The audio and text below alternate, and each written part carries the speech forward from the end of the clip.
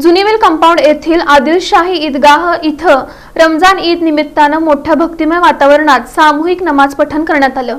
मुस्लिम धर्मातील सर्वात मोठा सण रमजान ईद शनिवारी होता। या निमित्तानं मुस्लिम बांधवांमध्ये उत्साहाचं वातावरण होतं।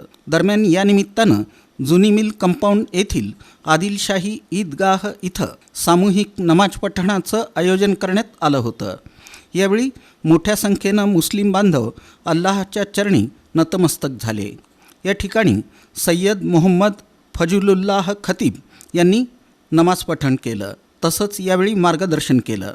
इसी मौके पर भी अपने पैरों को आज़ाद और बेलगाम नहीं छोड़ता।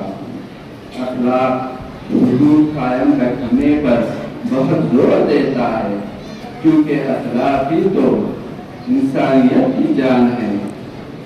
खुदा रसूल के फरमानों से तजाविज़ करने की हरगिज़ इजाज़त नहीं देता।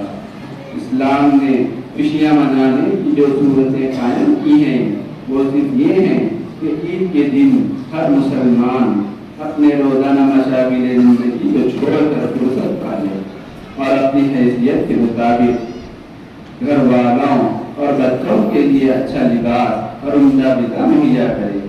इस खुशी और फुर्सत के नसीब होने पर सबसे पहले अपने परवरदिगार का शुक्र अदा करें, फिर मामूल से ज़्यादा अच्छे पकवान खाए, दोस्त अहबाब से मिलकर खुश हों।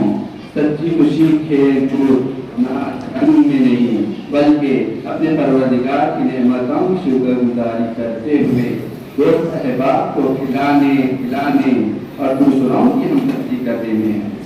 तो इंसान कितना हो जब वो हम का कोई काम करता है तो उसका दिल एक नामालूम जज्बे मुसर्रत से माम हो जाता है। दरम्यान आसार मैदान इथंही रमजान निमित्तानं सामूहिक नमाज अदा करण्यात आली। यावेळी मुस्लिम बांधव मोठ्या संख्येनं उपस्थित होते।